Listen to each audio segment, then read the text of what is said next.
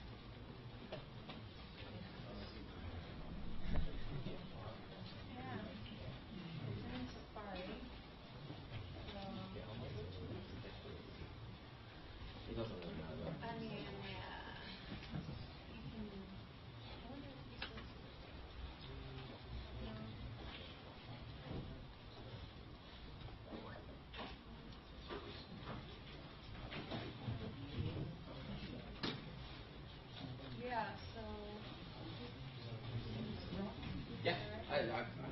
Okay. So do you want to put it on that table? Oh, okay. Or do you want to use this? Does that work? Okay, hi everyone. Thanks, Tyler. Thanks for coming to the San Francisco Bitcoin Meetup. Once again, we're live streaming thanks to Bitcoin Magazine. So if you have like Twitter on your phone, go to the Bitcoin Magazine Twitter feed and retweet that so that others can watch live.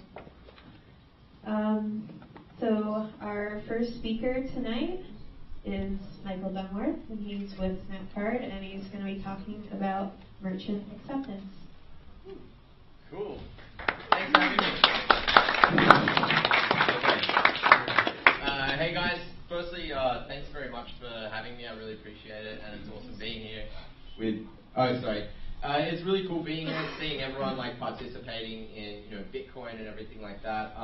First thing I just thought I'd ask is how many people own Bitcoin in the room? How many people don't own Bitcoin? Sorry. You didn't put your hand up for either. Okay, all right. Secretive. No, that's cool. So I work at a company called Snapcard. We're a payment processor. There's a couple of payment processors in the space, and we sort of focus on large merchant adoption and just sort of being able to give you guys that have Bitcoin the option to spend Bitcoin sort of wherever you feel like it, just like a regular sort of currency. So I thought I'd just go through and talk about one thing. I want to keep it sort of less about Snapcard and more just about the experience that we have, because we speak to everyone when it comes to merchants. So, some of you in the room might be thinking, when is this company going to take Bitcoin? Is that company looking into Bitcoin? Are there any banks that are looking into accepting Bitcoin, or all that sort of stuff? That's sort of what we do every day, and we've been doing that for like the past year, basically. So I thought I'd just quickly talk about this initiative that we're kind of doing as a company. We're basically sort of outlaying, I suppose, setting up this campaign, which is called Integrate SF. And the whole goal of Integrate SF is to basically turn San Francisco into the Bitcoin capital of the world.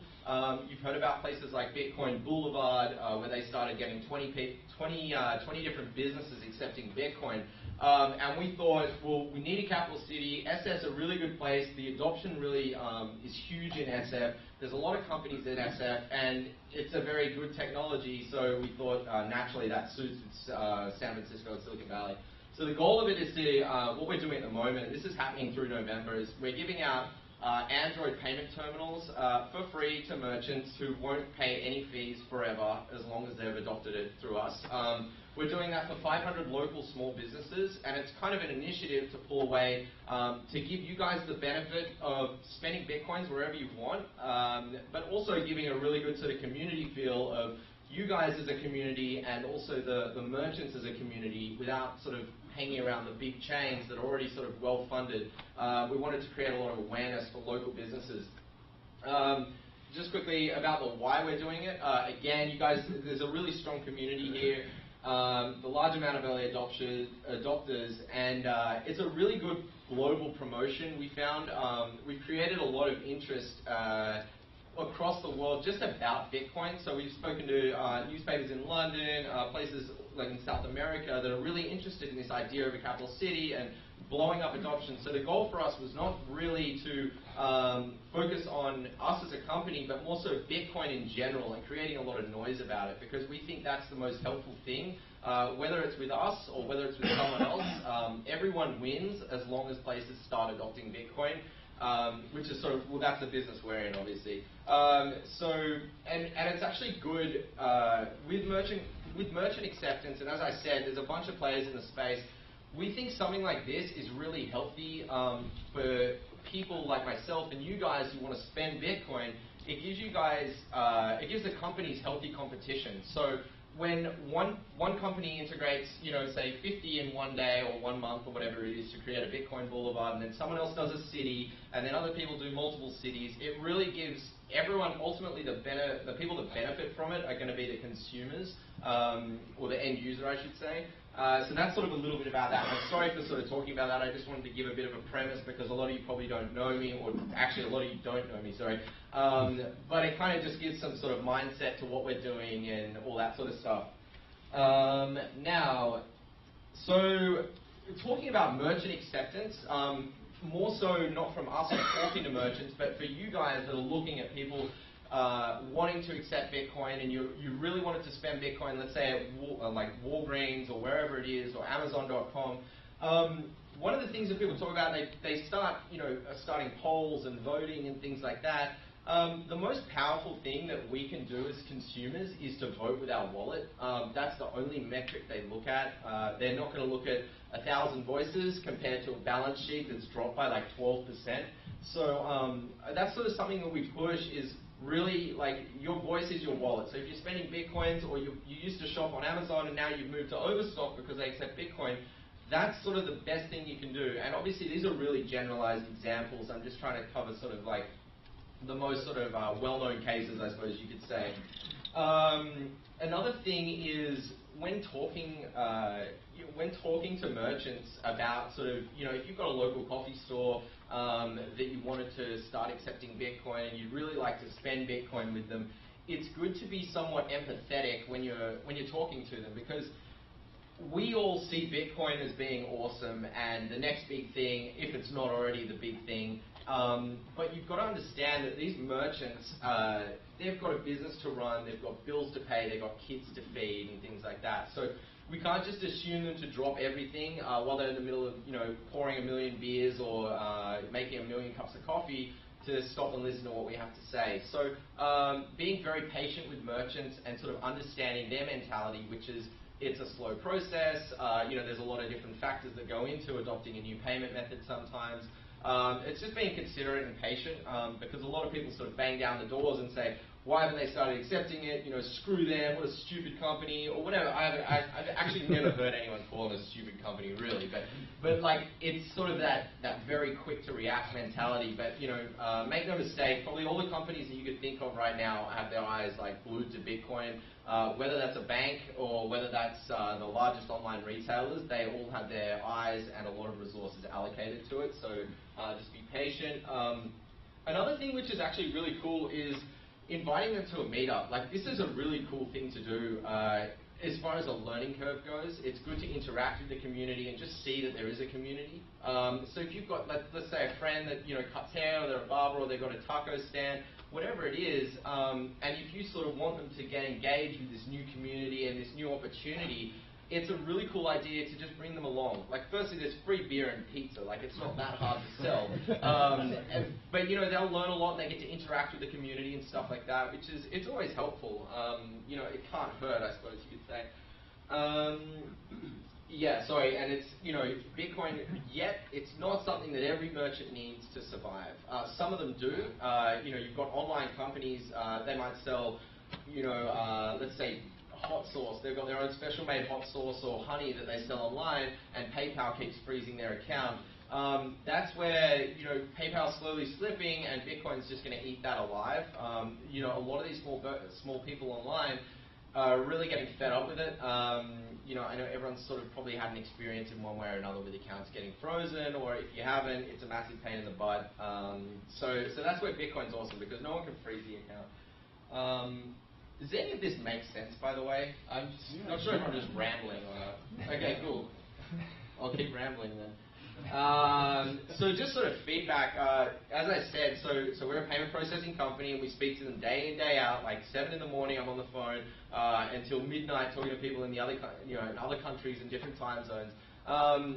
A lot of people sort of start pitching this. The first thing they'll say to them about Bitcoin is, oh, it's this amazing new protocol and it's decentralized and all that. And as soon as you start saying that to someone, a local merchant, like back to sort of that, integrating 500 of these merchants, when we go and talk to them, you obviously sort of want to try and speak to them and try and tell them how awesome Bitcoin is, but it's really actually quite difficult. The moment you mention the word protocol and decentralized with these people that are trying to pour coffees, you'll get like, just like a complete blank face, and they're just turned off, and you've like completely lost the opportunity to really onboard them into this new sort of payment method in this new environment. Account freezing, that's one thing I talked about, is just online. It's much simpler online to get your account frozen than it is obviously with banks. There's another thing actually that I didn't mention here, but it's kind of interesting, is something that we try and focus on, when sort of trying to strategize how to get these bigger companies to accept Bitcoin. But it's not only just about accepting Bitcoin, because accepting Bitcoin for the company and just instantly turning it into cash is not really that, it's not sort of, they're not joining the party properly, kind of. Like, we're being greedy now, but they're sort of like not joining the party the way we want them to, which is kind of keep a bit of Bitcoin, spend it, all that sort of stuff. So one of the things we focus on is try to look at it like a big supply chain. We'll take, for example, let's say I'm selling stuff online and I'm integrated with a company and I take Bitcoin. Unfortunately, I've got bills to pay, so I can't do anything about that. They don't accept Bitcoin, so what I do, I instantly convert it to cash and I get it in my bank account the next day. And from that, I've now accepted Bitcoin, but the economy is not, if you add all those people up, you've got a big fat person leaning on the exchanges, pushing all this sell weight down on the exchanges. So look, it's not about the price, but it's not natural almost. So it's kind of it's a bit of a pain in the butt. So back to what I was saying. Sorry, I got distracted. Is that like integrating as a supply chain? So if you get a company on board, this is sort of just more from what we do, is if we get a company on board, we'll look at all the people that they work with. So whether it's their accounting firm, their legal firm, and try and find ways to take this from an instant conversion into all cash into a where they can retain portions of Bitcoin and start passing it up that supply chain. So if everyone keeps doing a really good job and everyone works really hard, which there's amazing companies in the space just absolutely killing it, in 10 years' time, everyone is this. There's lots of little supply chains out there where people are paying. You're paying whoever it is for their services, and they're paying their bills in that, and it works all the way up to the top. So it's a good way of sort of retaining Bitcoin in the ecosystem in a way. Now, I think that was sort of it, and I feel like I rushed through it a lot. I tend to talk really, really quickly at times. But I thought maybe we could open it to like questions or discussions or something like that, if you guys had any questions about experiences and stuff. Yo! I noticed that Walmart actually shut Gifts down, like in terms of we're not going to accept your things anymore. Yeah. I'm just wondering where big companies are actually not just neutral about Bitcoin, but actually going out of their way to shut people down. Yeah, that's a really interesting one. I'm not sure how many cases. I remember exactly what you're talking about. Yeah. And I think eGifter was able to retain the Walmart gift card for a little while after Gift got shut down. Gift is, you guys probably know, Gift's a really great gift card company. They also accept Bitcoin, so it allows you to sort of shop at Walmart while spending Bitcoin because you bought the gift card with Bitcoin. Walmart shut them down and retracted sort of the gift card offering from Gift. Now, I wouldn't say they're neutral as in they're trying to kill it. I'd say it's taking away their user base in a way they don't want to. They probably want to keep everyone sort of using it directly from top to bottom as an end user through Walmart, as opposed to kind of using these ad hoc services with gift cards and stuff like that. I don't know if it was really about Bitcoin. It may have been, because it seems like they pulled the whole service and not just sort of, you can't pay with Bitcoin, which I think Gift probably would have wanted to keep the business of Walmart because they're a huge company. So I don't think it would have been just that. That's the longest answer without probably giving you an answer I could give, so sorry about that. Yeah. Anyone? Yep. Wait for the mic. Oh, fuck, sorry. Oh, sorry.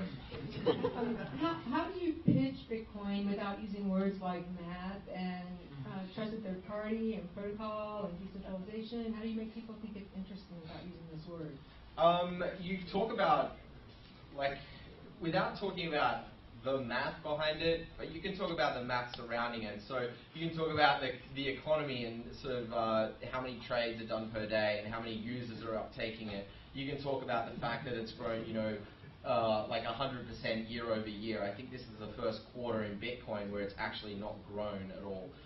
This is the first negative quarter, but the merchants are looking at numbers. They're not looking at principles or anything like that. So if you talk to them in a way they can hear you, like let's say we've got, Bitcoin's got 10 million users. It's growing at 10x every quarter. It's got, hundreds of millions of dollars being exchanged every single day, hundreds of thousands of transactions, and you start piecing together a very valid argument for them to start taking notice of it. And that's probably the best way I could think of without talking about decentralization and things that they don't really focus on. At the end of the day, they're companies. They're either publicly owned, on the stock exchange, which it makes it even harder when that's the case. Sorry, actually, just one sec. Sorry. With like public companies, so public companies have they've got to answer to shareholders, and so if Bitcoin's being talked about in the public as this Silk Road thing or Mt. Gox got hacked, and people start saying stupid things like Bitcoin gets hacked, no one really knows what they're talking about, but the people that don't know what they're talking about are writing the headlines a lot of the time in these sort of cryptocurrency related publications, and they just catch wind of something and they think it's a story. So what happens with that is that the public, or my grandma who doesn't know anything about Bitcoin, she hears that Bitcoin got hacked and how terrible it is and all this sort of stuff. And grandma's wrong because she read sort of the writer was wrong. But this all filters back to all these companies. They've got, as being in the public, everything matters to these companies. So if Bitcoin's doing great and it's a really good PR move or a sort of a positioning move as having foresight, which I think Overstock is a really good example of that. I haven't looked at what their share price has done since they've done that, but I think they took that route as being really forward-thinking in how big it can be. But yeah, so just thinking about that, being considerate to the fact that these companies are public. Any bad news will set it back 2 quarters in a dev cycle kind of thing. No, it's fine. No worries. Anyone? Yo. Come in.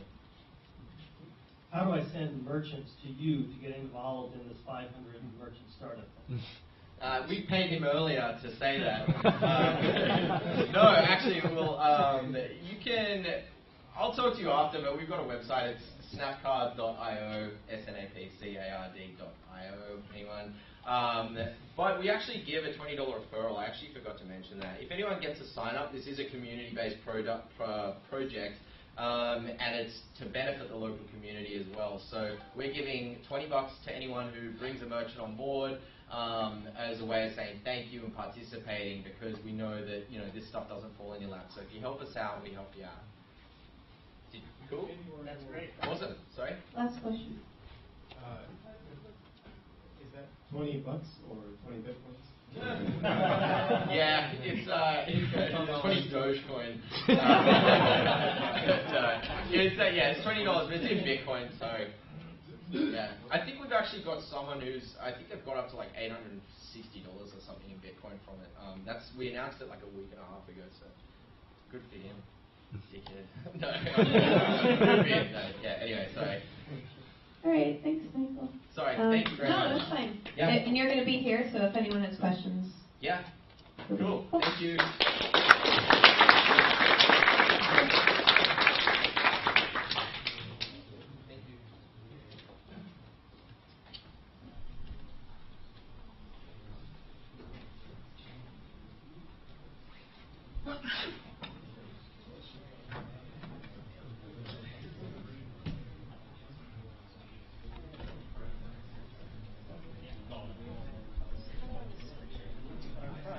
Yeah.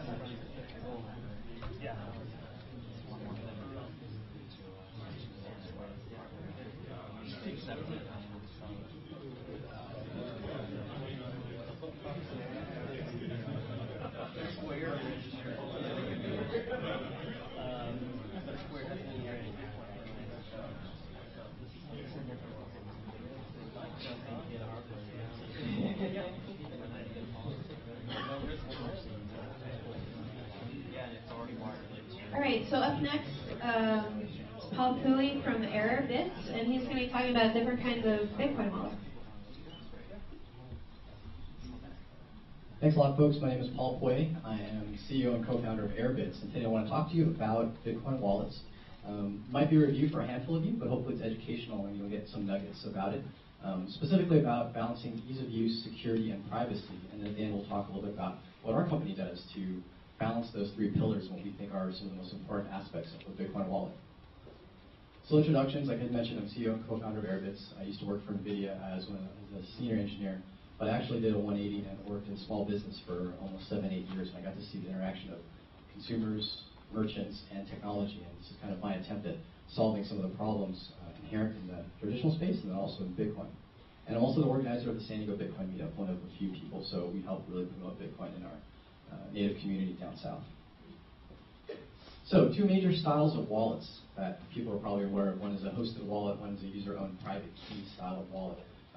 One, you hold the keys, you hold your money. The other style is basically a banking model, where it's hosted, they own your private keys, and we'll kind of go into a little bit more detail about that. As a subcategory of either one of those wallets can be either online, hot, private keys that are actually created on a computer or a device that has seen the internet or is now stored on something that's seen the internet, or an offline wallet, and then also multi-signature. And we'll kind of cover what you're sacrificing as far as ease of use and privacy with these different types of systems. So with all of these different options, online, offline, hosted, you hold your own private keys, multi-sig, we realize that for the average person getting into Bitcoin, there is a massive, massive array of choices. But that's the beauty of Bitcoin. With banks, they're kind of more or less the same. But we get that choice, but part of that choice is a lot of the responsibility of choosing what we're very comfortable with. What is our skill level with technology? What is our value system with privacy? How important is it for things to be fairly easy to use and secure? So covering first wallets where the users own their own private keys. So some of the logos you see up there are ones that probably are familiar to most of you. If you haven't, then keep an eye out for it. Some of the pros of using these types of wallets. If you value privacy, this is your best hope. It's not necessarily guaranteed that you got good privacy with wallets that allow you to own your own private keys, but this is your best chance. Financial autonomy. This basically means that you own your money. You're in control of your own money. And that is far more certain with a wallet where you own your own private keys. Big thing, no counterparty risk. So if that company goes under, they don't necessarily take your funds. And I think all of us, or many of us, have heard of the stories of Mt. Gox and other types of wallet providers or services. The big con is responsibility. I think this is where a lot of people new to Bitcoin, new to digital currencies, are not accustomed to. They're not accustomed to holding their own digital money. It's a very unfamiliar usage case too. If you guys are introducing a new person into Bitcoin, be aware that they're not accustomed to the concept of, I need to back up my money. When have I ever had to back up my money? Or encrypt my money? In the end to them, they think of it as money, not as a private key. So be wary of, not wary, but be aware of that when you're introducing people to Bitcoin. The risk of loss, damage, or theft. That paper wallet that they could burn is a significant risk, and people are used to burning money in paper, but to potentially have hundreds of thousands of dollars on a single sheet of paper is a new concept. And this is a big one, which I think a lot of people are aware of, but many new users aren't. If there's a password on a Bitcoin wallet where you own the keys, that password can't be forgotten. It is not just a password, which is authentication with a server for banks, but with a real Bitcoin wallet, that's an encryption key. And there's no breaking into that other than trying to brute force what you think is your password. So that is a difficult and challenging thing about these real Bitcoin wallets. And it's actually one of the divergent points at which the co-founders of actually two of the biggest wallets in the Bitcoin space, Coinbase and Blockchain.info, had diverged on. They believe fundamentally different things. One believed that we should own the keys, and that is a huge advantage in being able to recover passwords. And another believed that the user should own their keys, but they should be responsible. So one big difference between the two. Hosted wallets, handful up here, CoinKite Circle, obviously Coinbase and Zappo. They do have the banking model. The pros, though, it's very familiar to people. If they've ever set up a PayPal account, it feels just like that. There's no need to back up or encrypt. You leave that in the hands of the wallet provider. Here's a big one. It's easy to send and receive via email and SMS. A lot of us are accustomed to that with PayPal. And the reason why it's easy is because you're not really sending Bitcoin. You're sending a little ledger transaction between, the wallet provider to the wallet provider. You can integrate with buy and sell pretty easily and seamlessly. And I think this is the reason why a lot of hosted wallets have actually gained a lot of traction. I send friends to go buy Bitcoin. Well, they now have a wallet with that service. So if you find that is of a lot of value to you, you want to be able to trade, buy, sell quickly, and still keep funds in a wallet, then that actually would be a benefit for your usage case.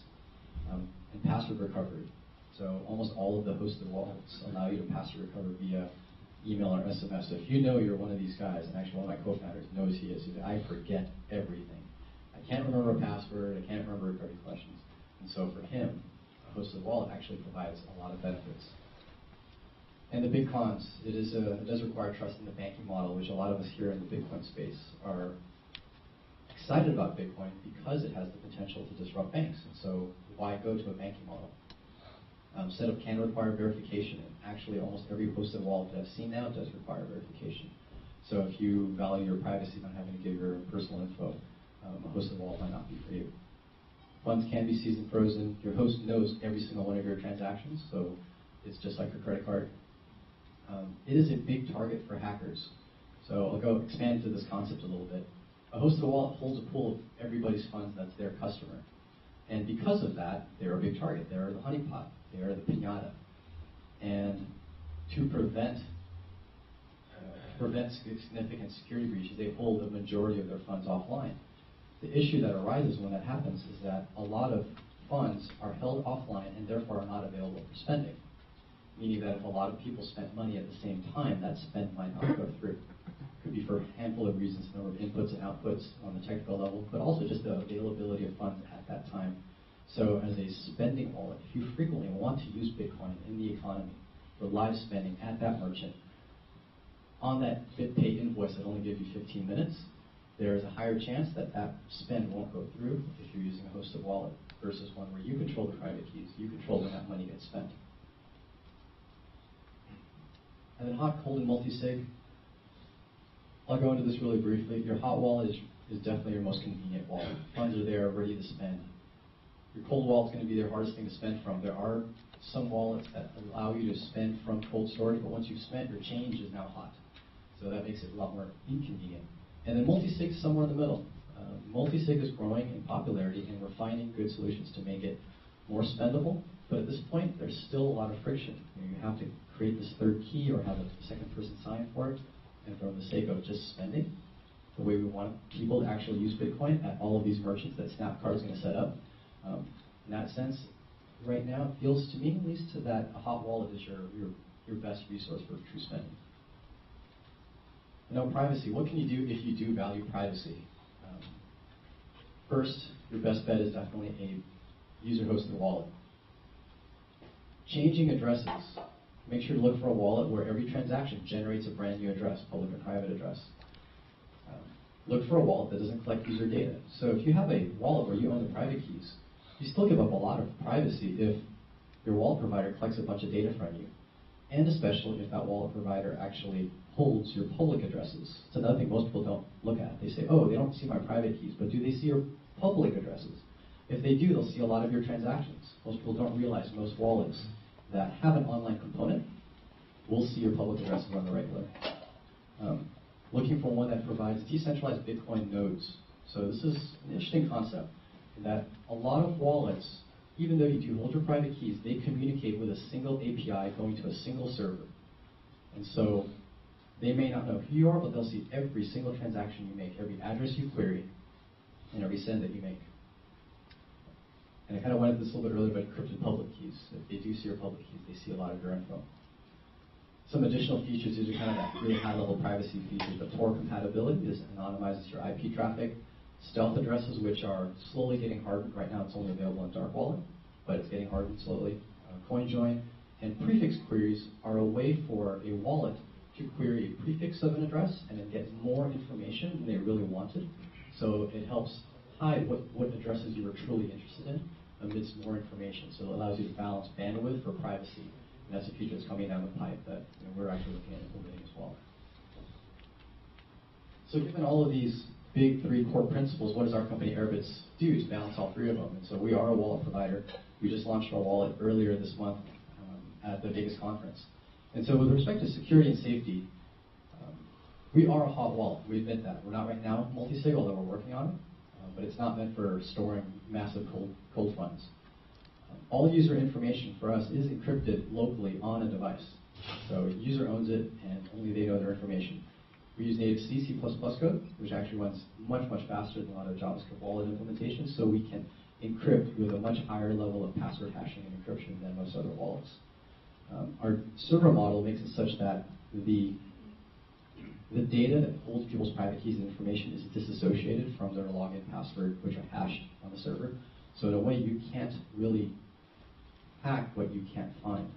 So even if I sent somebody $100 million worth of Bitcoin, and I knew their public address because I sent them that money, and I saw that they were using Airbitz wallet, and I had 100% access to all of Airbitz servers, I couldn't associate what block of data to hack in order to get to those funds, even if I could try to brute force. So that's an important part of our security. There is no unencrypted data stored on a device, so if you reboot your device, you're logged out, you've got to go ahead and log back in. If there is a wallet that you use that says it uses encryption, but you can fire up your phone and spend money, then be aware that even though things are encrypted, they store unencrypted data on your flash storage. And of course, as soon as a wallet is set up with our system, it's automatically backed up. So you drop, lose, destroy your phone, a login password gets you access to your funds. So privacy, we're actually the first wallet to implement the core Bitcoin code of dark wallet, which is called LibBitcoin. And we believe strongly in privacy and what those guys are doing, so we work closely with them. We do have rolling addresses to change addresses on every transaction. We also don't associate public addresses with any accounts. We don't collect any user information, and we do plan to implement some of those future kind of more advanced privacy features in time as we can get those rolled into both the LibBitcoin core and then into our wallet as well. And then ease of use, this is our big focus, one of our biggest focus. I think this is what differentiates us on the surface from a lot of other wallets. Creating an account is really familiar. It's login password. There's no PDF to print out. There's no 12 words to write down. It's what people are used to. So if you want to introduce someone who knows how to set up PayPal, you can kind of do it with our wallet. And everything's backed up encrypted and synchronized between multiple devices, just like you'd feel accustomed to with mobile banking. It's friendly. A user who creates an account can create multiple wallets inside of that account, drag and drop them to resort them. You can archive them to kind of hide them from the rest of the user interface. There's no looking at long addresses. Many people have always said, hey, we got to hide these public addresses from the mass user because they're scary and they're long. Well, our goal is if you're going to hide them, you got to show them something. So let's show them photos, description, names, transaction amounts that are friendly. And this links with your address book. So we autocomplete out of your address book, or we autocomplete out of our built-in integrated merchant directory. And all of that autocomplete is entirely encrypted locally on your device. And so only you know the information you tagged all your transactions with. And then the rich transactional data. After you make a transaction, you get presented with a screen so you can tag category, income, expense, also the payee, and some notes. And all of that is searchable from within the UI. And we're the first wallet to roll out with being able to pay without a QR code using Bluetooth BLE. Right now it's only available on iPhone, but you will be able to get on Android once Android 5.0 comes out and we roll out that support. There's a limitation of the operating system. So for you guys with iPhones, feel free to try it out. Send each other Bitcoin over the air without QR codes. And I'll go into a little bit of detail about this. This is our decentralized server architecture. And this is an aspect of ease of use that is more underneath the covers. So unlike a lot of wallets, we split up our server architecture into a login authentication server, which is somewhat centralized. It's your classic web server / SQL server. And that is just for authenticating a user with their login. After that, a user accesses peer-to-peer encrypted cloud storage. It actually uses the Git protocol for any of you developers. So any one of those nodes goes down, your phone can just access another one, and it already knows how to do that. So it keeps us with better uptime in that regards. And it allows us to roll out software that people can run on their own computers and become a node for their own wallets. And even if those went down, all of those went down, even though they're peer-to-peer, our wallet accesses the Bitcoin network directly. And that is a really important thing. So it gives you the ease of use by giving you redundancy. Even if all of Airbitz went down, your wallet can still function by accessing the network. Last thing I want to mention, which really excites me, especially for any of you guys that are developers, our wallet is built on top of a core platform, which implements 90% of our wallet except for the UI. It does all the encryption, the local caching of parts of the blockchain, shared wallet functionality, transaction metadata, all of that entirely on your phone, and it can be used for a ton of other things, such as point of sale system, merchant processors, the whole list goes down, games, social networks. So it's a complete wallet in a library that is cross-platform, mobile, can run on desktop, and we already have implementations that do function on that. And the key thing is it does access the network directly, so you've got a decentralized implementation of a wallet, and it's open sourcing on Friday. All right, well, thanks a whole lot, folks. That's everything. Be happy to open it up for questions or move on with the meetup.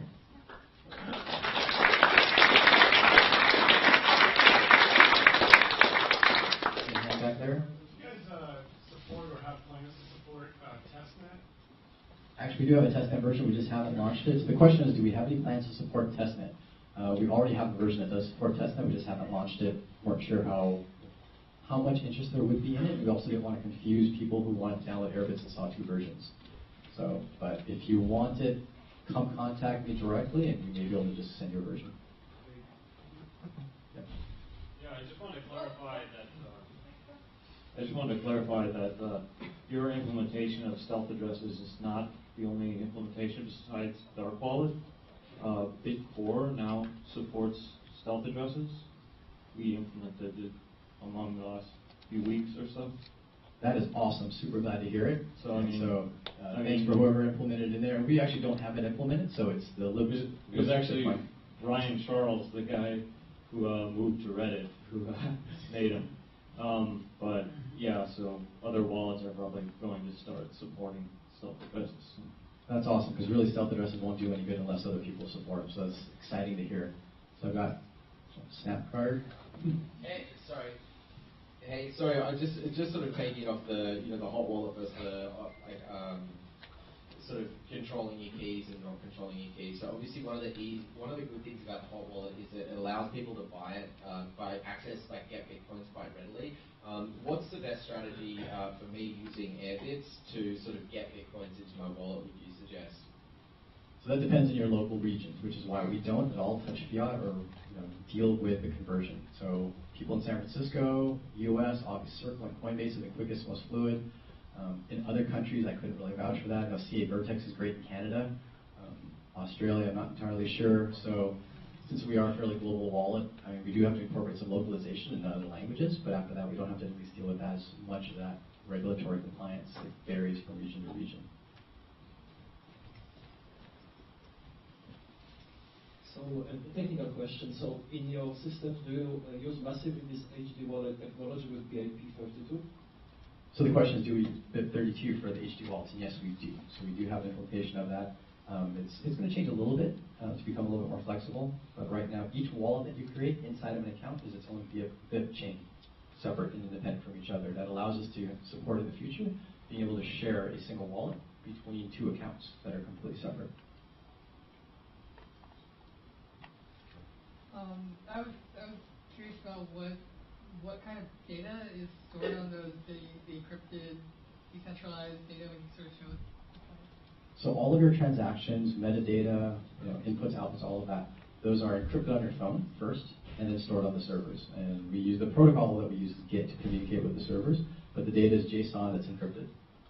So it's JSON encrypted and then stored in another JSON package and as a file sitting on your phone. So it's actually file synced off to your phone. But yeah, there's really nothing that exposes who you are on that data. We'll do one more. You said before that you don't maintain any connection between the user's data and their addresses. You're saying is there never a need to connect the two at any point? Do we foresee a need in the future to connect the two? Or is there any need for you right now?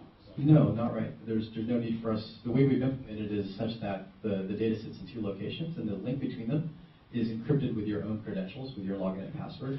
So to get to your addresses and private keys, you need a synchronization key, which sits in your account data, which is encrypted by your own login and password. So it's almost like a data structure, technical data structure, but encrypted with your own info. So we can't make that link. So we can't actually tell what's sitting in encrypted cloud storage. We can't tell what accounts those link to. Thanks, Paul. Cool. Thanks a lot, everyone. So feel free to ask any questions after.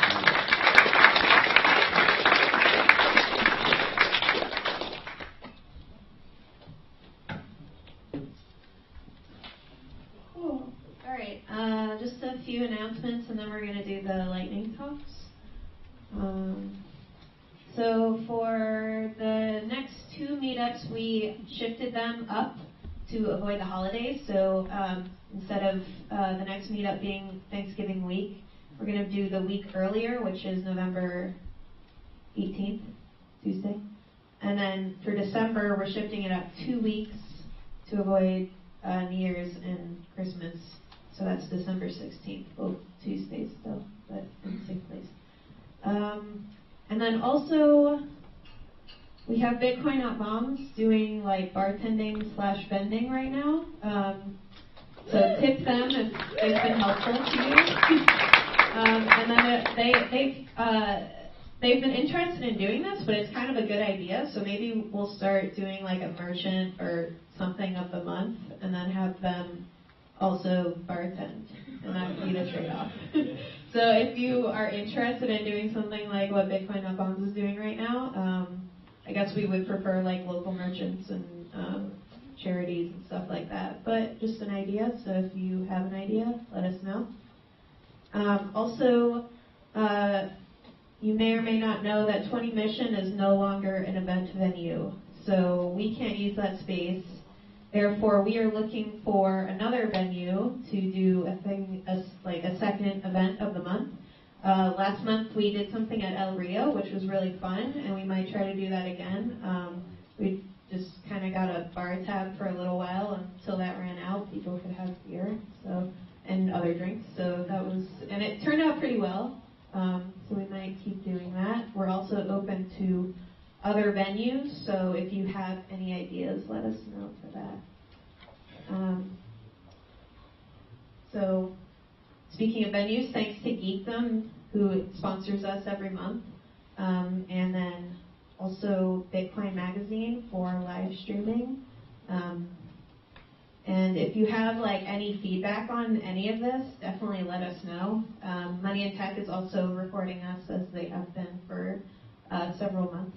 And then Coinbase is obviously our big sponsor. They've been sponsoring us for a while. So thanks to Coinbase.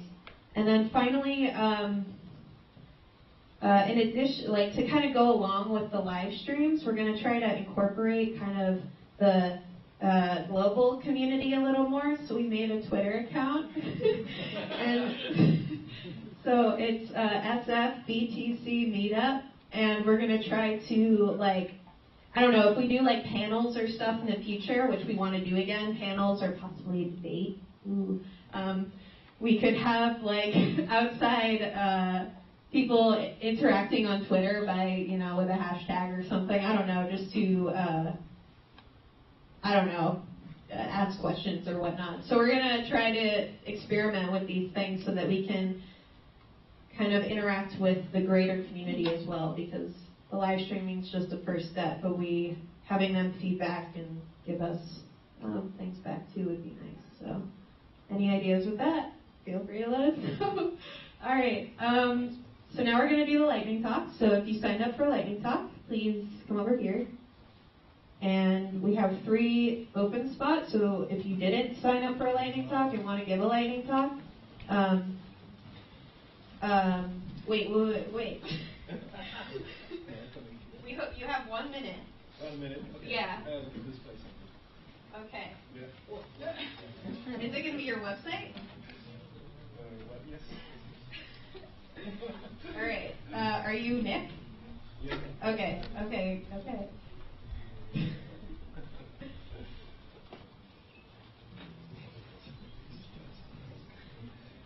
All right, this is Nick. And he has 1 minute. Yes, hello. So I'm London-based Bitcoin activist, and I am a cryptologist, and I break things. I'm code breaker. we run a Bitcoin seminar in Central London every week. It is this research seminar. Okay, some recent events is like, in cryptology, we spend our lives trying wolf, basically like 51% attack or OpenSSL is bad and so on. And the wolf is typically allowed to operate. Okay. Tomorrow in San Francisco there's a conference just called Catacrypt. I will speak at this conference about security of Bitcoin.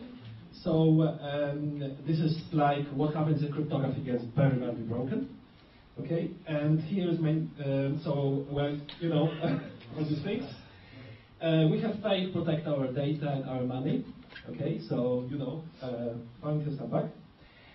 So solution is decentralized peer-to-peer technology, but there are some security problems. And here's our new paper is kind of here, how to steal Bitcoins from cold storage.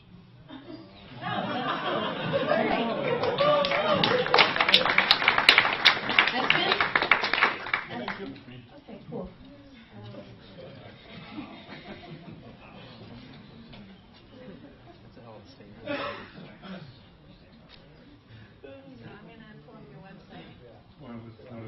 Oh, okay. So then just start talking. Go ahead. Hi, my name is Espen Rosenberg. I'm a founder at OsmoCoin, which is a early startup in Bitcoin and fintech. And we are providing a platform that bridges Bitcoins and traditional financial markets. At this point in time, we are looking for a few good guys. So if you're interested, we're looking for developers and also C-level people. So come and talk to me after the meeting. Thanks. Greg? Greg? Do you want me to bring up your website? Sure. Oh, yeah. Yeah, visit okturtles.org.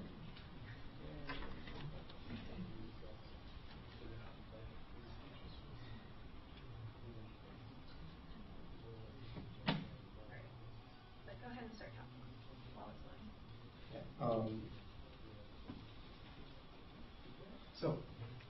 Chart.com is not our business. We've got it. It's the same exact server. You're 13 seconds in.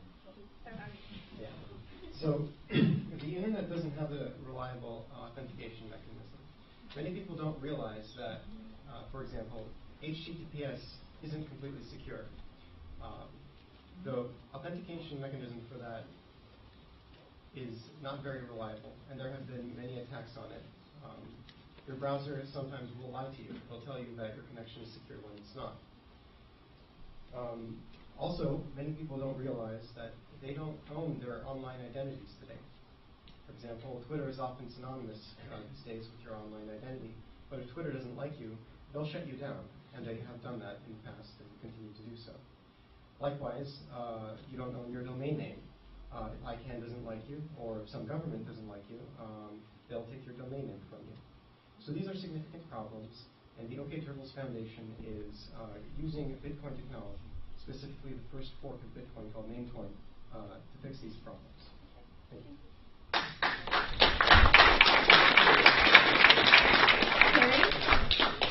X509 sucks.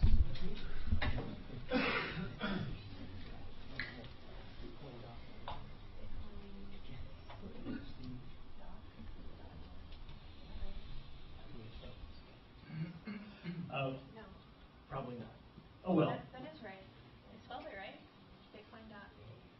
It could be .com for all I know. It's saved in my browser. A lot of us may remember documentary filmmakers who were hanging around the Bitcoin community a couple of years ago.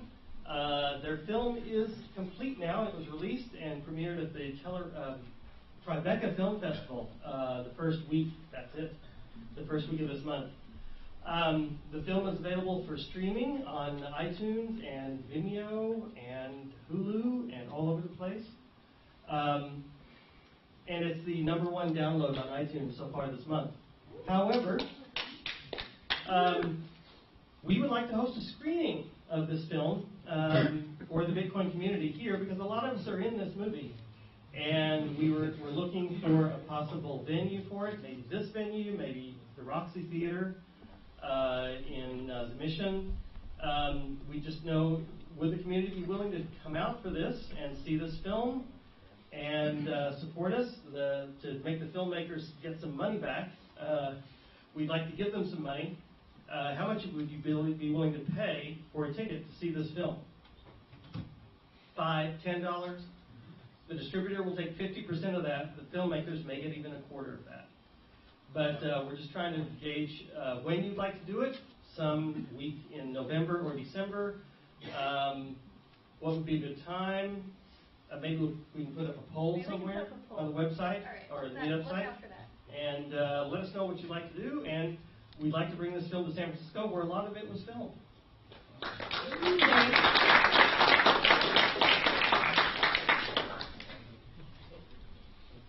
Great movie, by the way. I watched it. So.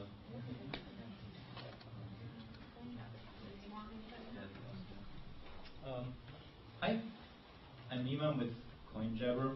We're a cryptocurrency rating and review platform where you can get your business listed, you can contribute content, and you can earn bitcoins.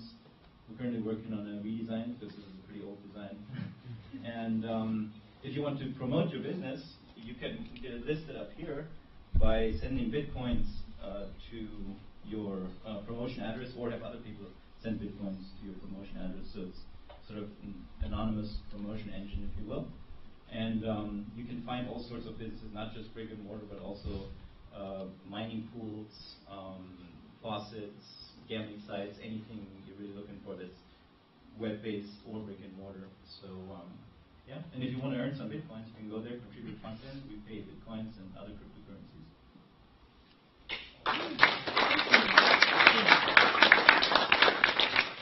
Caesar?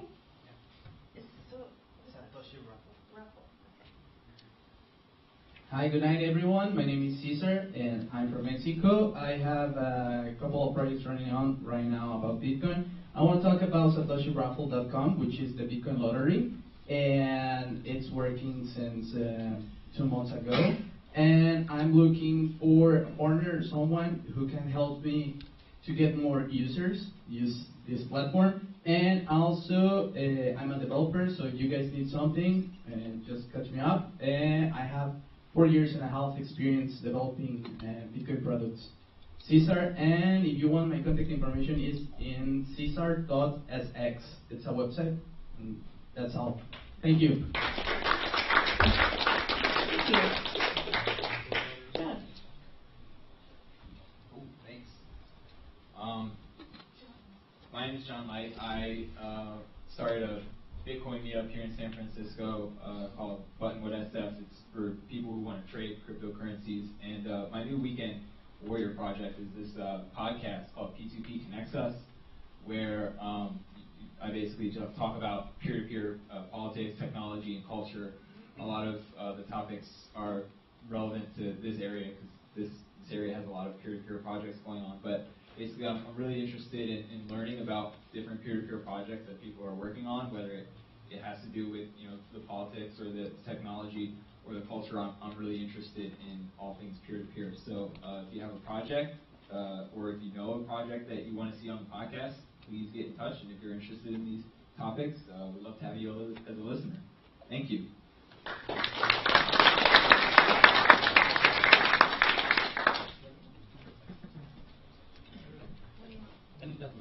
Hi everyone, Drew with Bitcoin.bombs, worked with Doggy Barker, maybe saw last month's presentation. Something you don't know, Paige mentioned we're selling some merchandise over there, promotional product and material. We work with other companies in the space. If you're looking for promotional material for your company, branding, brochures, trifolds, stickers, anything like that, t-shirts, we do a lot of that printing, so we're definitely available if that's something you're interested in. Please come talk to me. I've got a business card. I'd be happy to help you with your next printing project. Thank you. We help you with the MaidSafe t-shirts. By the way, if anyone's interested in MaidSafe, you should talk to me. Especially if you're a developer. So that's it for the lightning talks, I guess. So feel free to stick around for a little while and keep drinking. Thanks for coming.